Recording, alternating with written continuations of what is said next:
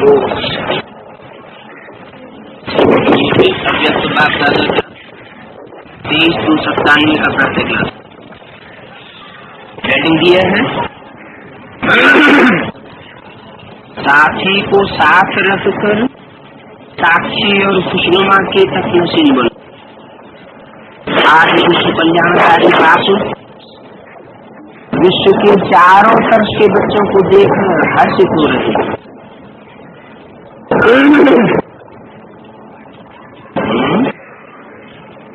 बाप की विशेषता क्या बताइए? विश्व कल्याणकारी बाप और धर्म पिताएं तो अपने अपने ग्रुप अपने अपने धर्म के कल्याणकारी होते, उनका भी पूरा कल्याण नहीं कर पाते। दुनिया नीचे गिरती चली जाती, उनके अपने ही फॉलोअर्स नीचे गिरते चले जाते, तो विश्व कल्याणकारी का तो सवाल ही नहीं। और यहाँ बाप की विशेषता बताई विश्व कल्याणकारी, सारे विश्व का कल्याण करके तब वापस जाता है और कोई हवा में कल्याण नहीं करता है। सारी दुनिया ऐसे ही नहीं मानती है गॉड फादर को, हर धर्म के लोग उसको मानते हैं, तो जरूर प्रैक्टिकल में कुछ करके गया होगा सारे विश्व के लिए। प्रैक्टिकल माने शरीर के साथ। ऐसा विश्व कल्याणकारी बाप चारों तरफ के बच्चों को दे, 500 करोड़ के बच्चों को दे। 500 करोड़ के बच्चे बने हैं, तो बने ही नहीं। किन बच्चों को देख?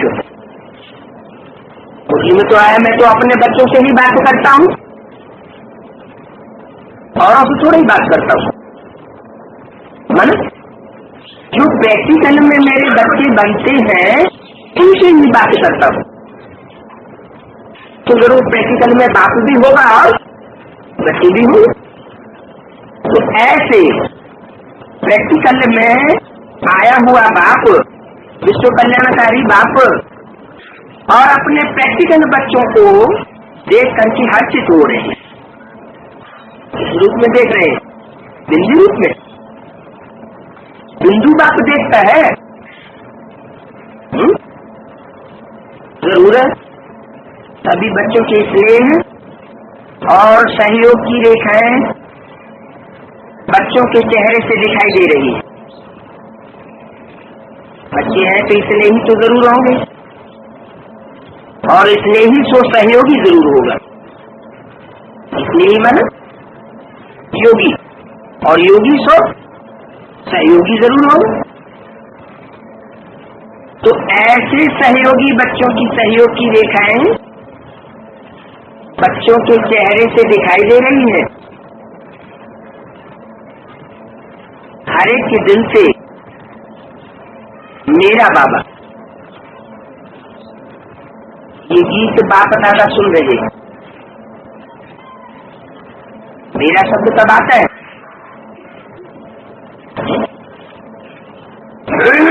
और किसी का नहीं, पहले मेरा। बाप दादा भी रिस्पॉन्स में कहते हैं, वो मेरे अति प्रिय अति स्नेही लाडले बच्चे। हर एक बच्चा प्रिय भी है और लाडला भी है। क्यों?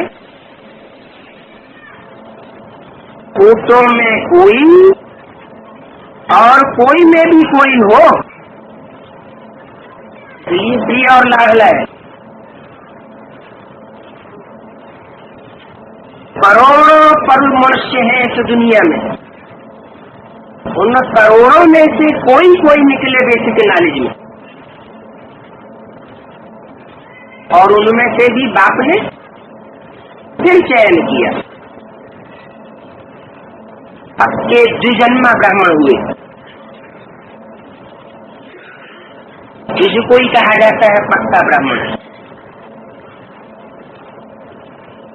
तो कोटा में से कोई निकले बेसिक नॉलेज में, और फिर जो निकले उनमें से भी चयन हुआ। जैसे मुरली में पहले ही बोला, आत्मा रूपी सुई की सारी कट उतरने पर तुम बच्चे डायरेक्ट बाप से सीखोगे। सारी कट उतरना का मतलब ये नहीं कि कोई कर्मातीत हो जाएंगे।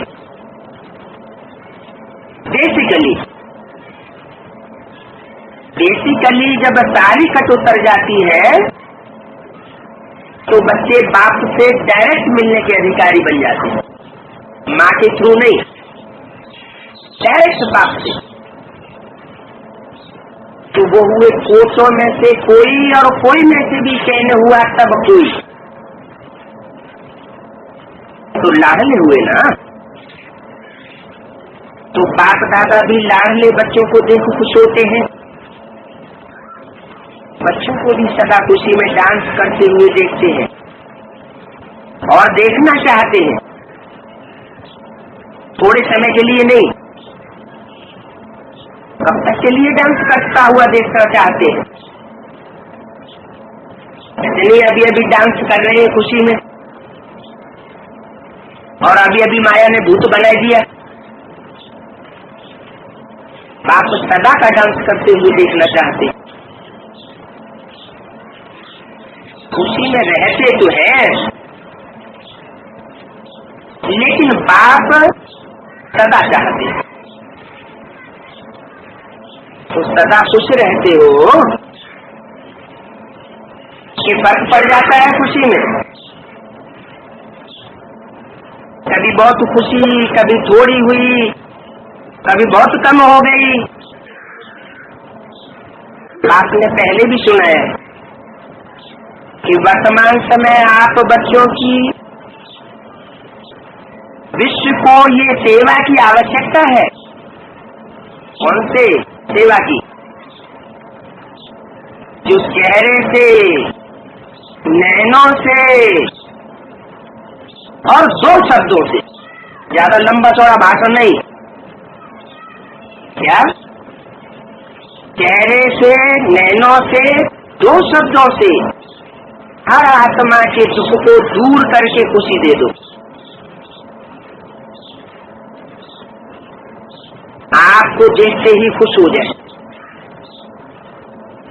इसलिए खुशनुमा चेहरे या खुशनुमा मूर्त सदा बनी रहे, क्योंकि मन की खुशी सूरत से स्पष्ट दिखाई देती। कितना भी कोई भटका हुआ, परेशान, दुख की लहर में आए, खुशी में रहना असंभव समझता हो, लेकिन आपके सामने आके ही आपकी मूर्त, आपकी वृत्ति बना, वाइब्रेशन, हर आत्मा के चारों तरफ अपना अपना वायुमंडल होता है वाइब्रेशन का। तो आपकी वृत्ति, आपकी दृष्टि उनकी आत्मा को परिवर्तन कर ले, माने दुख की लहर से खुशी की लहर में ले आए। आज मन की खुशी के लिए कितना खर्चा करते, कितने मनोरंजन के नए नए साधन बनाते हैं, लेकिन वो साधन और ये जो अभी साधन बताया, इसमें फर्क क्या है? वो है अल्पकाल के साधन, और आपकी है सदाकाल की सच्ची साधना। तो साधना उन आत्माओं को परिवर्तन कर ले। इतने साधनों के पीछे पड़ते हैं, इतना खर्चा करते हैं, फिर भी खुशी में परिवर्तन नहीं आता। तो आपकी साधना उन आत्माओं को परिवर्तन करे, हाय हाय लेकर के आवे और वाह वाह लेकर के जाए। वाह, कमाल है। इन परमात्मा आत्माओं की। कैसी आत्माओं की? परमात्माओं की। ये सेवा समय प्रति समय जितना अल्पकाल के साधनों से भी परेशान होते जाएंगे, ऐसे समय पर आपकी खुशी उन्हों का सहारा बन जाएगी, क्योंकि आप हैं ही खुशनसीब। खुशनसीब है या नहीं है? क्यों? इस आधार पर, क्योंकि कोटों में से कोई और कोई में से भी कोई हम हैं, अधूरे तो नहीं है। ही खुशनसीब, आप जैसा खुशनसीब सारे कल्प में कोई आत्मा नहीं। कोई और है क्या? इतना नशा चेहरे और चलन से उनको अनुभव कराओ। जरूरी नहीं ज्ञान ही सुना करके परिवर्तन हो जाएंगे। ज्ञान तो सुनते भी हैं, नहीं भी सुनते, दरवाजा बंद कर लेते हैं। तो क्या तरीका बताया? इतना नशा उनके चेहरे से और चलन से उनको अनुभव कराओ। तो करा सकते हो या करते भी हो। ब्राह्मण जीवन में अगर खुशी नहीं तो ब्राह्मण बनकर के क्या किया? ब्राह्मणों का सबसे बड़ा खजाना कौन सा है? खुशी। ब्राह्मण जीवन अर्थात खुशी। कभी कभी बाप दादा देखते हैं, कोई कोई के चेहरे जो होते हैं वो थोड़ा सा डॉट डॉट डॉट। क्या होता है? अच्छी तरह से जानते हैं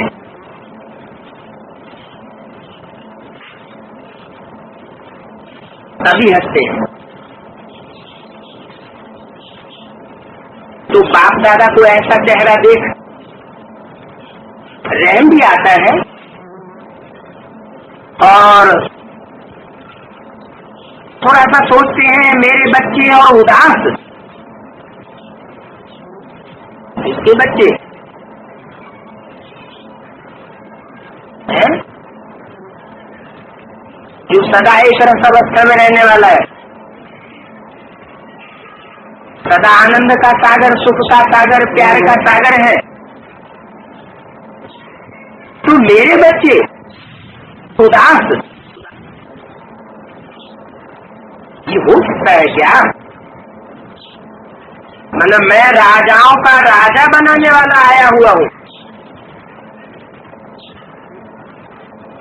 दासी बनाने के लिए आया हूँ का? आप आकर के क्या बनाते? राजे सिखा करके राजा बनाने के लिए आते, और राजे बच्चे उदास दिखाई दे कितने साल के बाद? कितने साल की पढ़ाई के बाद? कितने साल हो गए पढ़ाई पढ़ते पढ़ते? 60 साल की पढ़ाई। वो लौकिक दुनिया में कितनी लंबी पढ़ाई चलती भी नहीं। तो मेरे बच्चे और उदास, ये हो सकता है क्या? नहीं ना। उदास अर्थात माया के दासुर, दास हो गए मन इसके अधीन हो गए, माया के आसीन हो गए। बाप स्वाधीन बनाने आया है। राजा किसी के अधीन होता है क्या? राजा तो किसी के अधीन नहीं होता। तो बाप समझ जाते हैं ये किसके बच्चे बन गए? माया के बच्चे बन गए। लेकिन आप तो मास्टर मायापति हो, है? कौन हो? माया के दास, माया को अधीन करने वाले हो या अधीन होने वाले हो? आप तो मास्टर मायापति, मायापति क्यों नहीं कहा?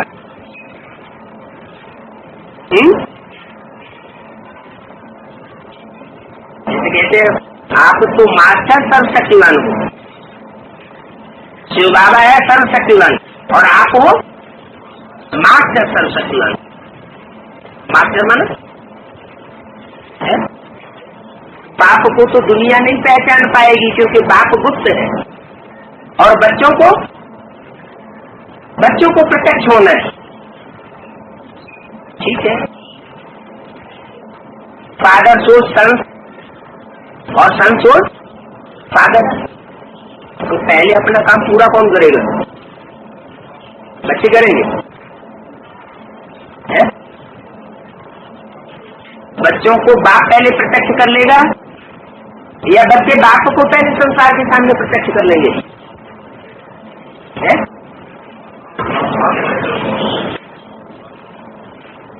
बाप बच्चों को संसार के सामने पहले प्रत्यक्ष कर लेता है। आप हो मास्टर मायापति। बाप के लिए तो सिर्फ गायन है, लक्ष्मीपति, सीतापति और मायापति। मास्टर मायापति नहीं। क्यों? क्योंकि मास्टर मायापति बनकर के संसार के सामने प्रत्यक्ष नहीं होता, दुनिया नहीं जान सकती।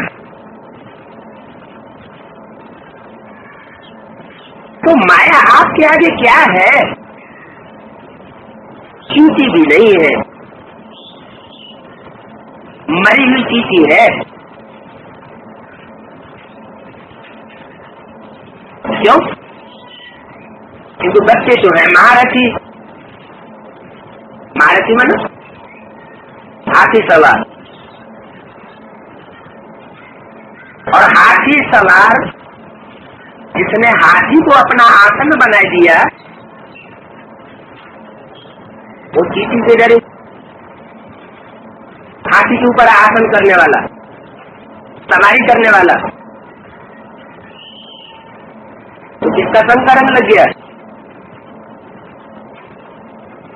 सवारी करने वाले को किसका संग का रंग लग गया? नहीं, जिसकी सवारी की उसी का संग लग गया। हाथी इससे घबराया जाता है, चींटी से घबराता है। फूंक फूंक के फुसकार करता रहेगा, किसी ने कहीं नाक को घुस जाए। तो माया है मरी हुई चींटी। दूर से लगता है जिंदा है, लेकिन होती मरी हुई है। तो दूर से परखने की शक्ति चाहिए। जैसे बाप की नॉलेज विस्तार से जानते हो ना, ऐसे माया के भी बहुरूपी रूप की पहचान नॉलेज अच्छी तरह से धारण कर लो। वो सिर्फ डराती है। जैसे छोटे बच्चे होते हैं ना, तो उनको माँ बाप निर्भय बनने के लिए डराते हैं।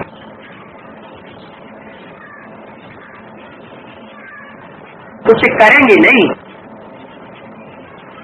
जानबूझ करके डराने के लिए करते हैं। ऐसे माया भी अपना बनाने के लिए बहुत रूप धारण करती है। जब बहुत रूप धारण करती है तो आप भी बहुरूपी बन उसको परख लो।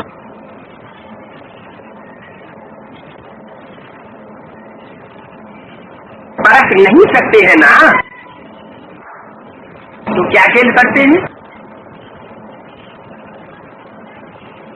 जब माया को परख नहीं सकते हैं तो क्या खेल करते हैं?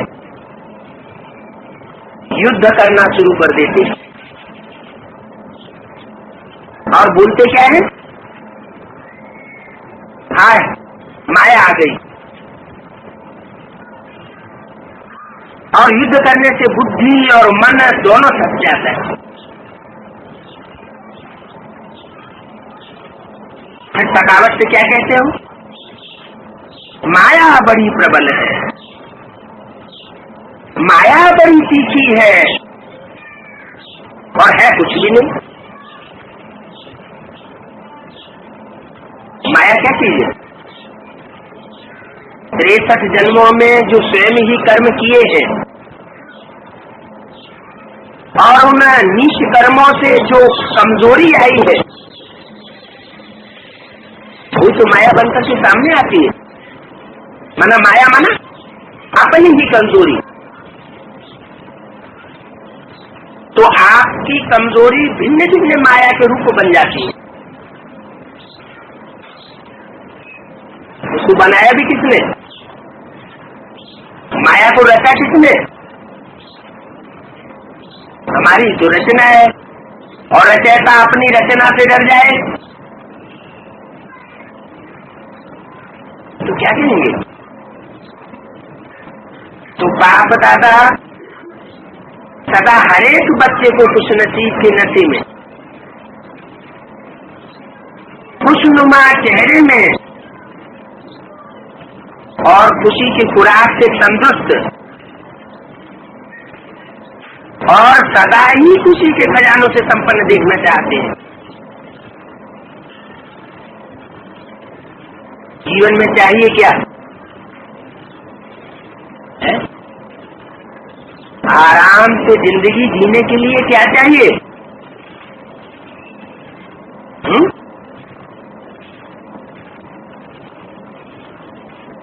कहते हेल्थ, वेल्थ और हैप्पीनेस। तो हेल्थ और हैप्पीनेस इन दोनों का आधार क्या है? प्रैक्टिकल जीवन में।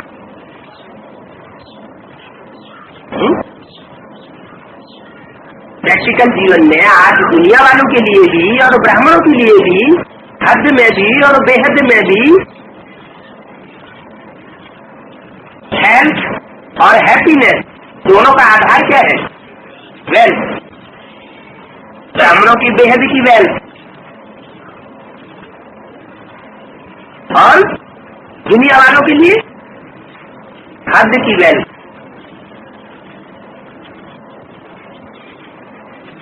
और वेल्थ से ही अच्छी से अच्छी खुराक खा के हेल्दी बन सकते हैं। तो जीवन में क्या चाहिए? खुराक और खजाना। ब्राह्मणों की बेहद की खुराक कौन सी है? ज्ञान तो जल है। ज्ञान जल से ताकत नहीं आती है। कैसे ताकत आती है? याद से ताकत आती है। जो सच्चा स्नेह होता है उससे ताकत आती है। आप भी विचारी स्नेह, उससे खुशी बढ़ती है। वही हमारी आत्मा की खुराक है।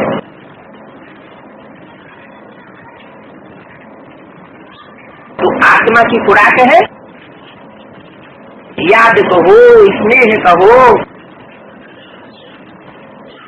और दूसरी चीज खजाना।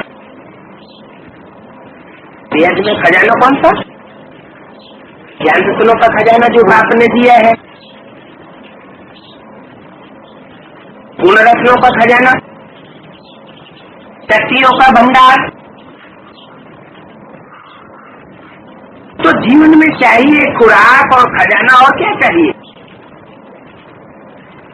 तो आपके पास खुशी की खुराक है तो कभी खत्म हो जाती है। स्टॉक खत्म हो जाता है क्या?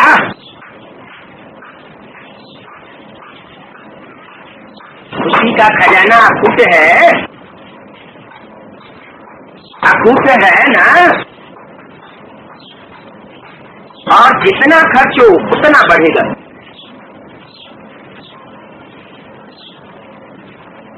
अगर और कोई भी पुरुषार्थ नहीं करो, सिर्फ एक लक्ष्य रखो, कुछ भी हो जाए,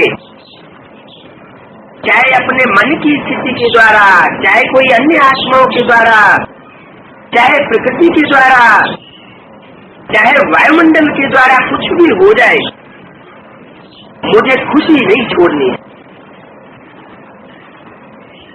तो सहज पुरुषार्थ हुआ ना, या खुशी खिसक जाती है। सहज है या कभी कभी मुश्किल हो जाता है। दृढ़ संकल्प रखो,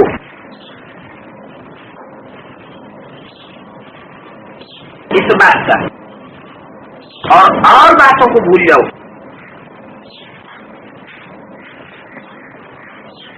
एक ही बात पक्की रख दो कि खुश रहना है। तो और सब बातें क्या लगेंगी? खेल लगे। और अपना खेल देखने की साक्षीपन की सीट पर सदा स्थित हो जाओ।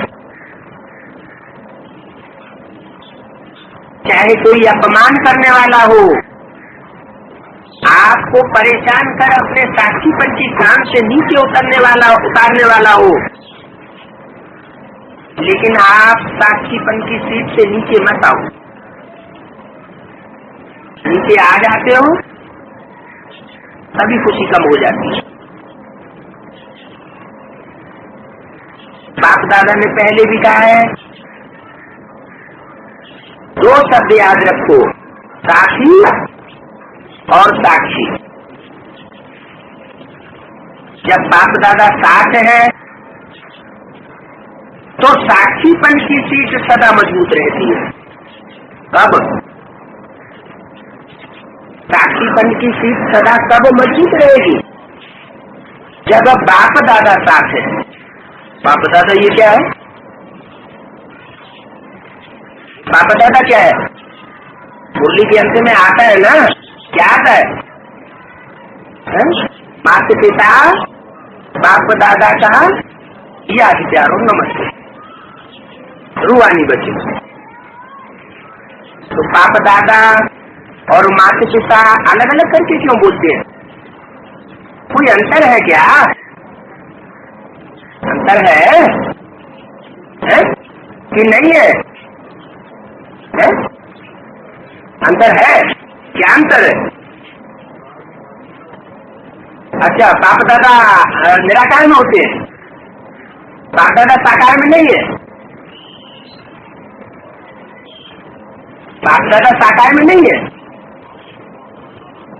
अंतर ये है कि माता पिता अलग अलग होते हैं, मेल और फीमेल, और बाप दादा एक ही शरीर में दोनों कंबाइंड है।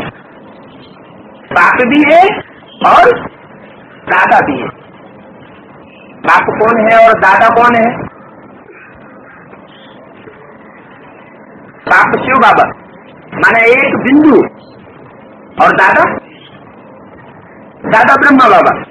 वो क्या है? बिंदु है कि सूक्ष्म शरीर है कि साकार है? साकार में ब्रह्मा बाबा। ब्रह्मा बाबा को तो वाणी में बताया कि वो साकार शरीर अभी नहीं धारण करेंगे जब तक उसमें बच्चे के रूप में उनका जन्म न हो जाए। तो बच्चे के रूप में जब जन्म होगा सतयुग में तब साकार बनेगा।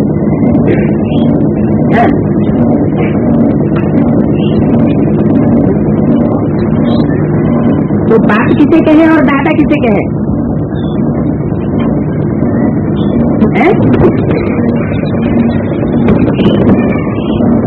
बाप और दादा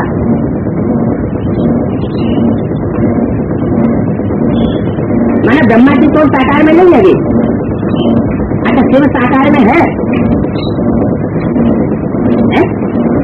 शिव साकार में है और ब्रह्मा साकार में नहीं है। बाप के जो भी बच्चे हैं उन बच्चों में जो बड़ा बच्चा है, पहला करता कौन? इसमें पहला पत्ता, तो पहला पत्ता हुआ तो 500 करोड़ पत्तों में वो सबसे बड़ा पत्ता हुआ ना, बड़ा भाई हुआ ना। तो बाप और दादा ये दोनों एक ही शरीर में कंबाइंड है, इनको कोई अलग नहीं कर सकता। बाप दादा कंबाइंड, माता पिता कंबाइंड नहीं कहा, बाप दादा क्योंकि माता पिता को अगर कंबाइंड कहते तो माता पिता तो मनुष्य शक्ति के बीज है।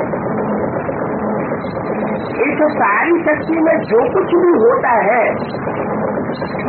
अच्छा या बुरा, उसका अगर जीव रूप में कोई स्वरूप है तो कौन है? माता पिता। माता पिता में अच्छे से अच्छा पार्ट भी है और बुरे से बुरा भयंकर से भयंकर पार्ट भी। ये सारी मनुष्य शक्ति के माता पिता है।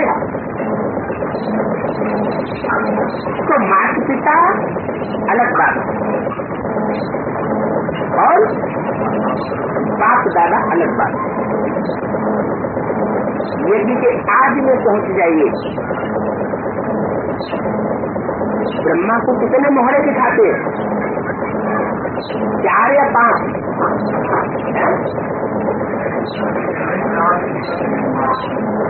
5 जो दिखाते हैं वो सिर्फ गायन है, चित्रों में नहीं दिखाते। 5वां से काट दिया गया तो 4 तो स्पष्ट हो गए, नहीं स्पष्ट हुए।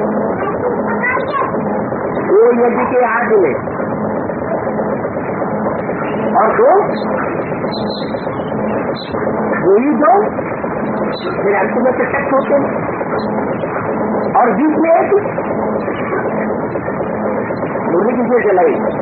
किसके द्वारा चलाई? माउंट आबू में जो मुरली चलाई गई वो किसके द्वारा चलाई? टाइटलधारी ब्रह्मा के द्वारा चलाई गई ना। तो 5वां मुख ये हो गया प्रैक्टिकल मुख। 2 आदि के, 1 बीच में और 2 अंत में। क्योंकि अंत के जो 2 है वो भी रुद्रमाला के पहले 2 मणके है कि नहीं? पहले 2 मणके हैं, बीज मणके है आपस में भाई भाई। पहले क्या है? भाई भाई और बाद में क्या है? भाई बहन। तो ये 5 मुख जो ब्रह्मा के हैं प्रैक्टिकल में, अंत में सिर्फ 4 का चित्र बनता है। चित्र संपूर्ण का बनता है या अधूरे का बनता है? चित्र बनता है संपूर्ण रूप का। माने जब संपन्न स्टेज हो जाए फाइनल तो 4 ही रहेंगे। ब्रह्मा के 4 मुख, उनमें जो सबसे आदि वाला मुख है कौन सा है? सबसे आदि का मुख कौन सा मुख है? ऐसे तो माता पिता दोनों आदि ही होते हैं साथ ही साथ। क्योंकि बच्चे को जन्म दिया जाता है तो दोनों होते हैं, एक होता है, दोनों होते हैं। लेकिन लौकिक परंपरा को देखते हुए बीज किसको माना जाता है? बाप को बीज माना जाता है। तो आदि जो ब्रह्मा हुआ जिसमें परमात्मा शिव ने समझने और समझाने के लिए माना। ज्ञान का लक्ष्य क्या है? सुनना सुनाना या समझना समझाना? समझना और समझाना। उसके लिए जिसने प्रवेश किया पहले वो रूप भी ब्रह्मा का है या नहीं? उसके पिता का है? वो रूप ब्रह्मा का है या नहीं है? वो रूप भी ब्रह्मा का था, आदि ब्रह्मा। इसलिए कहते हैं तुम आदिदेव है पुरुषा पुराण। तो आदिदेव मुरली में तो ब्रह्मा को भी बोला, मन हम समझे कि दादा लेखराज को भी बोला, लेकिन वास्तव में आदिदेव शास्त्र में किसको कहा गया है? शंकर को कहा गया। तो ये राज है कि शंकर को शास्त्रों में आदिदेव क्यों कहा गया है? जिसका कोई जन्म देने वाला नहीं, जिसका कोई बाप नहीं, जिसका कोई टीचर नहीं, जिसका कोई गुरु नहीं, माने उसको कोई नहीं समझा सकता, उसकी सदगति कोई नहीं कर सकता। वो सबका सदगुरु है, लेकिन उसका गुरु कोई नहीं। तो वो जो आज पिता है उसमें शिव प्रवेश करता है आत्माओं का बाप, तो वो हुआ बाप। और साथ में जिसने प्यार का पाठ पूरा किया माता के रूप में, दादा लेखराज ब्रह्मा, कोई कहेगा कि उन्होंने नहीं किया? कोई ब्रह्मा माई का लाल ऐसा है जो हिम्मत करे कि बाबा ने इतना प्यार नहीं दिया, कोई और भी शख्स है दुनिया में जो इतना प्यार दे सकता है? कहेगा नहीं करेगा। तो माँ का जो पहला पालना का रूप है वो पालना के रूप की पूर्ति ब्रह्मा के द्वारा हुई।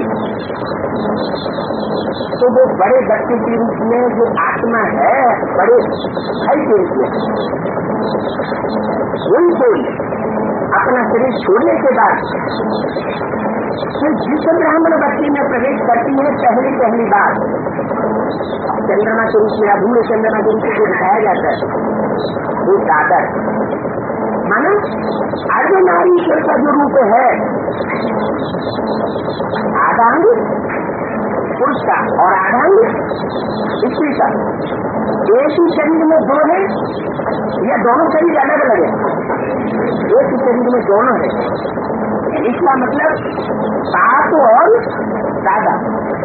तो जो बाप और दादा का रूप है उसके लिए यहाँ बोला, बाप दादा ने पहले भी कहा है दो शब्द साक्षी और साक्षी। जब बाप दादा साथ है तो साक्षीपन की चीज सदा मजबूत रहती है। कैसे भी वो बाप दादा साथ है, क्या कहते हो? बाप दादा साथ है तो सिर्फ कहने के लिए कह देते हो या साथ में है भी?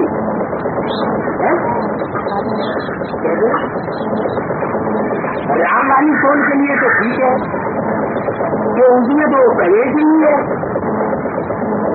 तो बाप दादा साथ है। और बच्चों के लिए बात कैसे लागू? बच्चे सदैव तो साथ नहीं होते प्रैक्टिकल में, नहीं तो ना।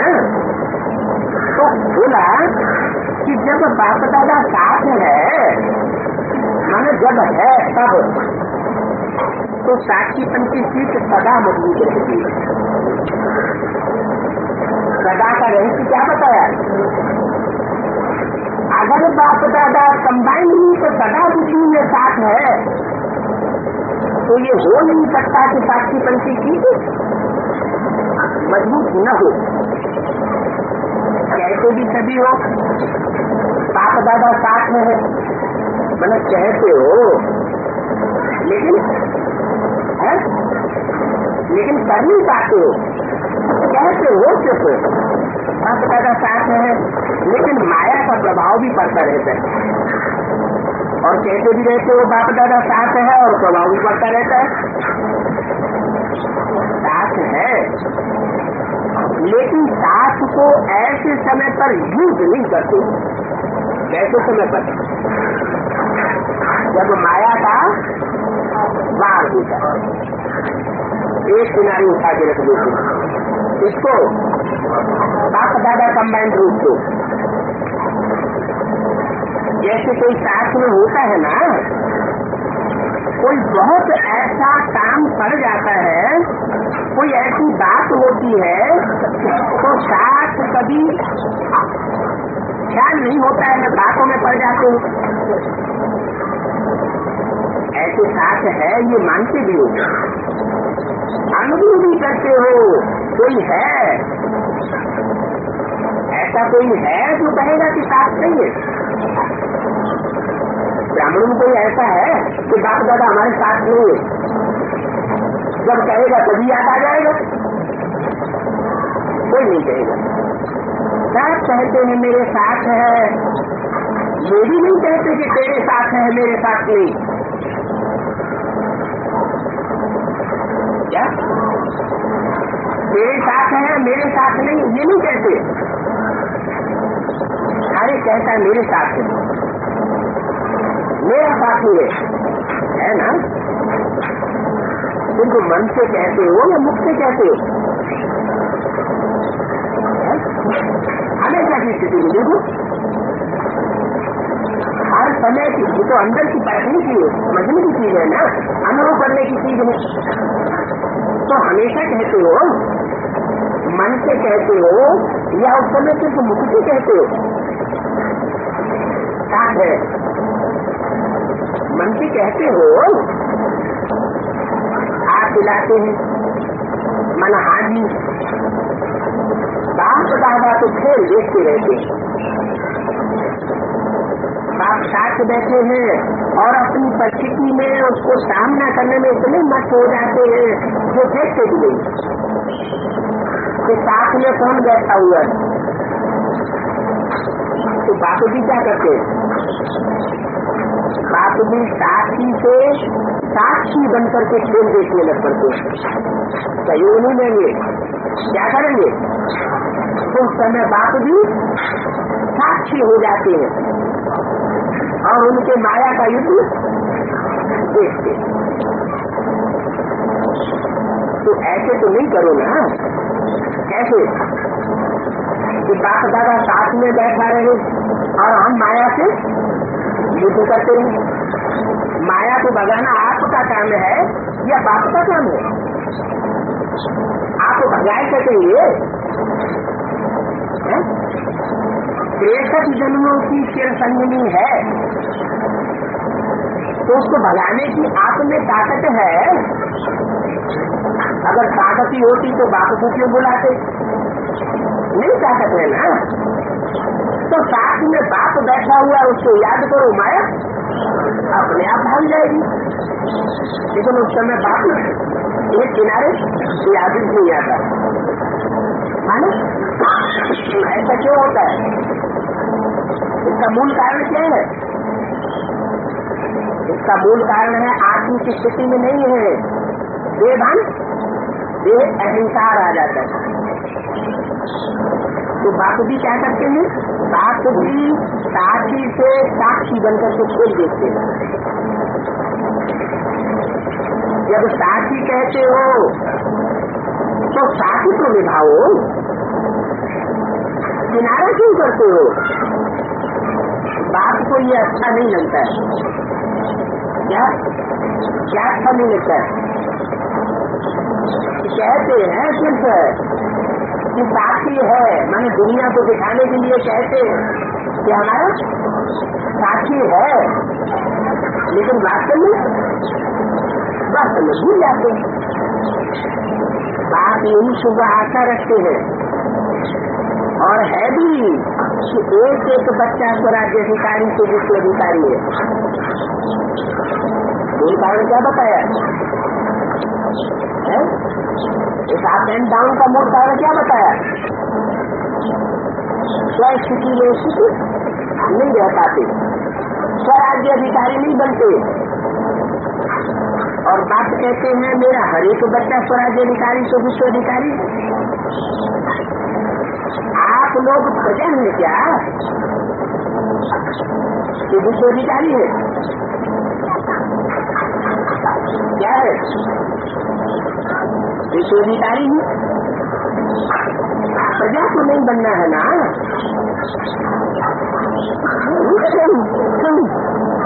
प्रजा बनना है। एक होती है प्रजा और एक होते हैं दास दासी।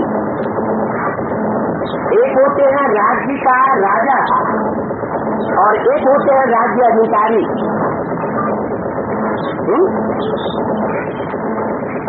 तो विश्व के राज्य का अधिकारी विश्व पिता, और विश्व पिता के सहयोगी बच्चे इसमें बुझाई लाई जाती है 1000 भुजाएं। ब्रह्मा बाप को कितनी भुजाएं दिखाई जाती है? कितने टाइम भी है 1000 भुजाएं। तो प्रैक्टिकल में कभी हुई होंगी ना, नहीं हुई होंगी। 1000 भुजाएं कोई हुई होंगी ना। 16,000 में तो 10 बाकी भी आ जाते हैं, लेकिन उनमें श्रेष्ठ कितनी हुई? 1000। और उनसे भी श्रेष्ठ जो ऊंचे से ऊंचे अधिकारी बनते हैं कितने? 108। तो प्रजा को नहीं बनना है, राजे होना, महाराजे, विश्व के राजे। प्रजा बनाने वाले हो, प्रजा बनने वाले नहीं हो। प्रजा माने प्रभावित, जो पाप के अलावा किसी और से प्रभावित हो जाए तो उसको क्या कहेंगे? प्रजा। और जब प्रजा बन जाती है तो बाप को प्रजा योग सिखाने नहीं आया हुआ है। बाप क्या सिखाने आया है? राजयोग सिखाने आया है, राजा बनाने के लिए आया हुआ है। तो प्रजा बनने वाले नहीं हो, बनने वाले हो राजा। राजा बनने वाले, प्रजा बनाने वाले नहीं। तो राजा फिर कहाँ बैठते हैं? राजा कहाँ बैठता है? तख्त पर बैठता है। हमारा तख्त कौन सा है? हमारे तख्त कितने?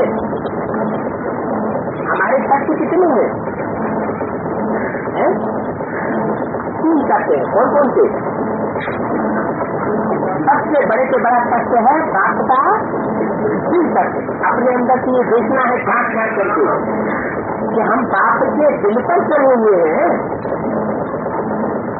क्या?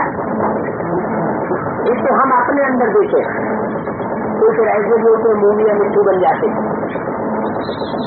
हैं यहाँ हम तो चले हुए।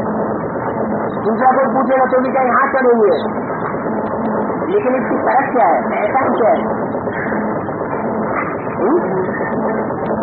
इसकी फर्क क्या है? पहचान क्या होगी?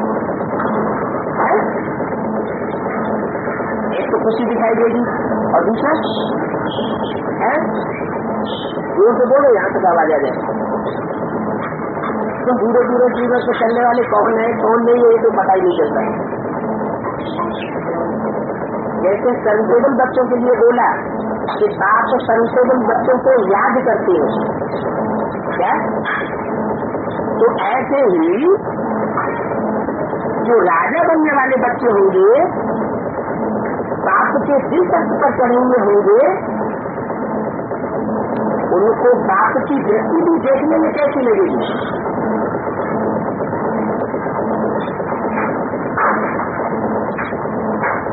ये अपना अपना अनुभव अलग अलग हो जाता है। बाप तो सबको एक जैसा ही देता है, लेकिन लेने वाले लेने में अलग अलग प्रकार का लेते हैं। तो बाप की दृष्टि भी इसलिए से बड़ी पूरी दिखाई देगी।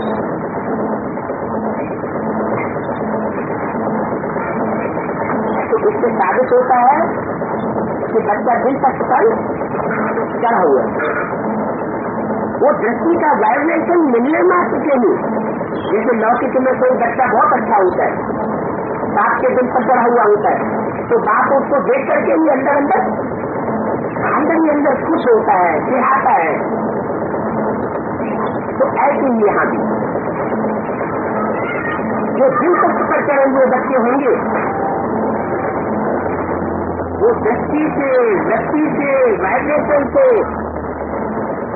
आपकी वार्ता से भी हर प्रकार से इस प्रकार का अनुभव करेंगे।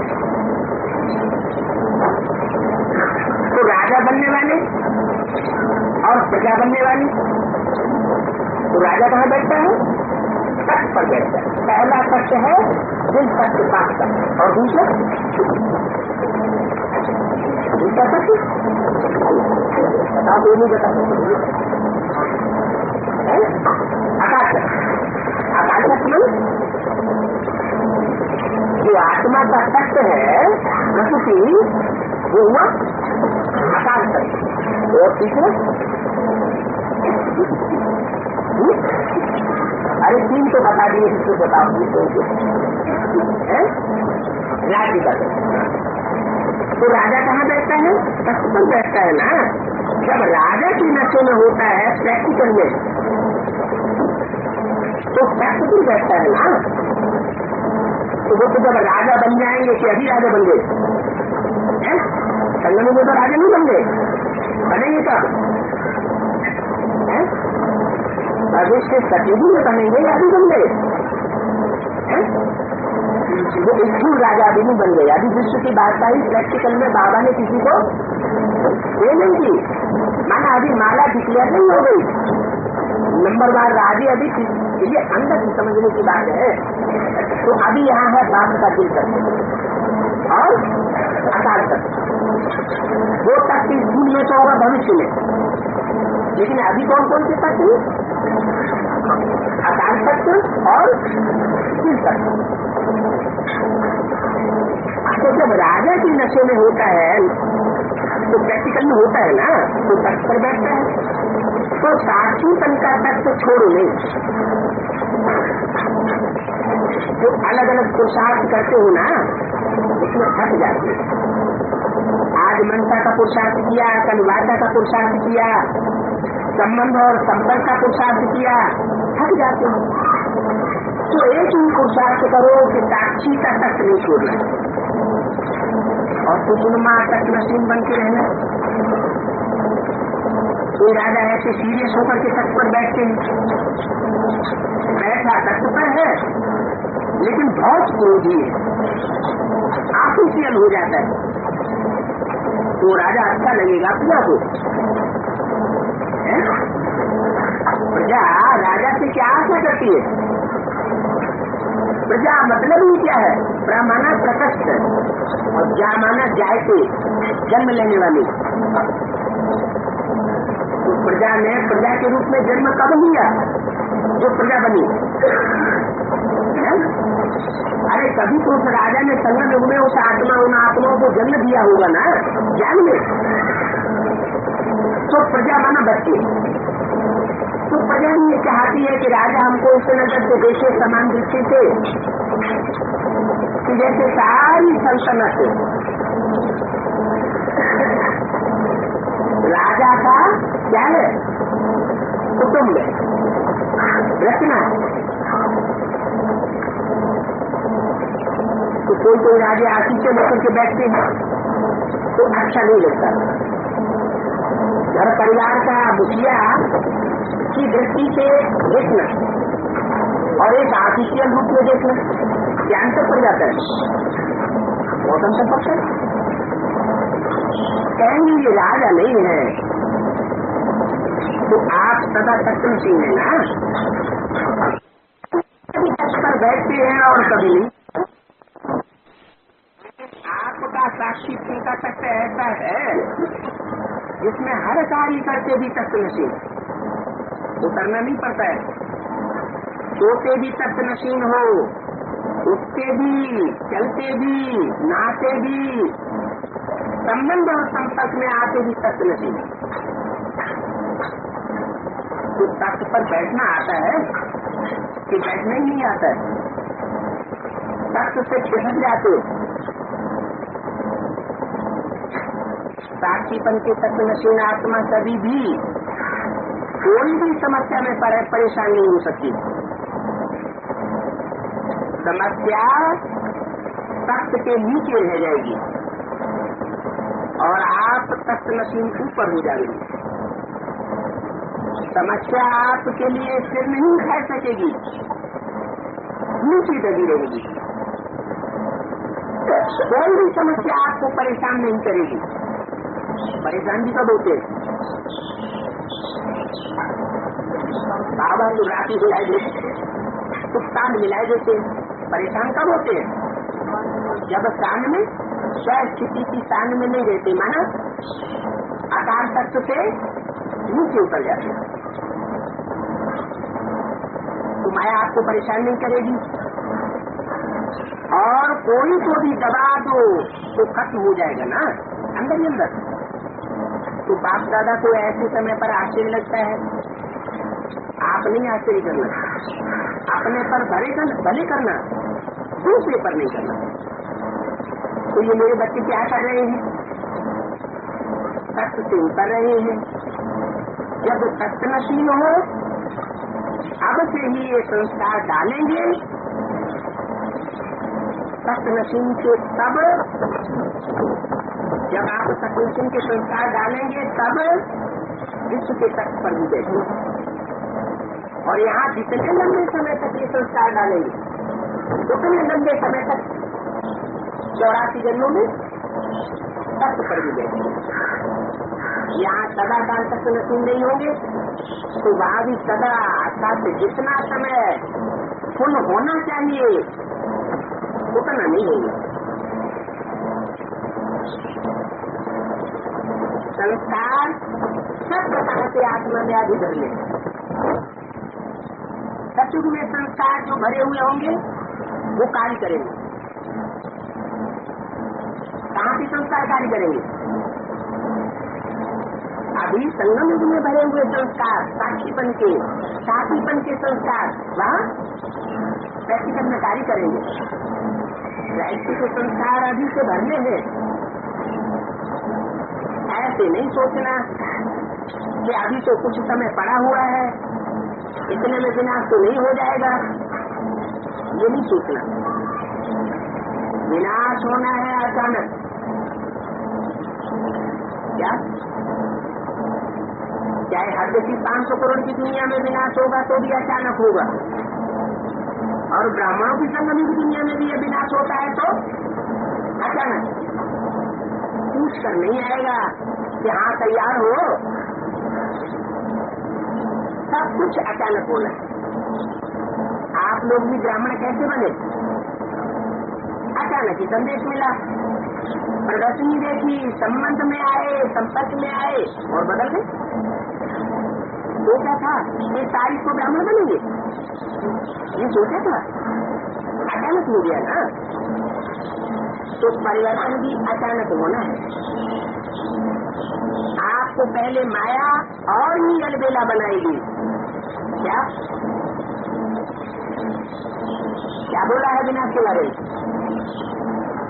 जब सब विनाश के बारे में निश्चिंत हो जाएंगे सब विनाश होगा।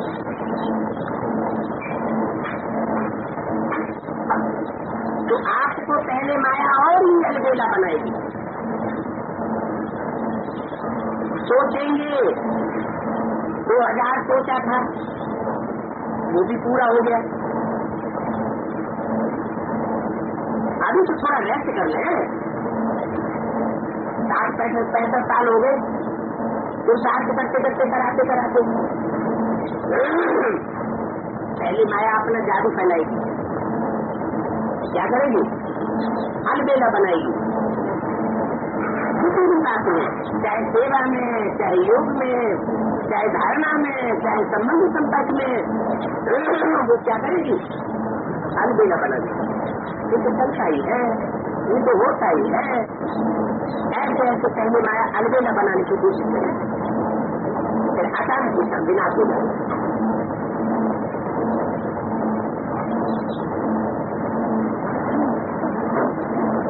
जब सब विनाश की देश को निश्चिंत हो जाए, माना सब अलबेले हो जाए।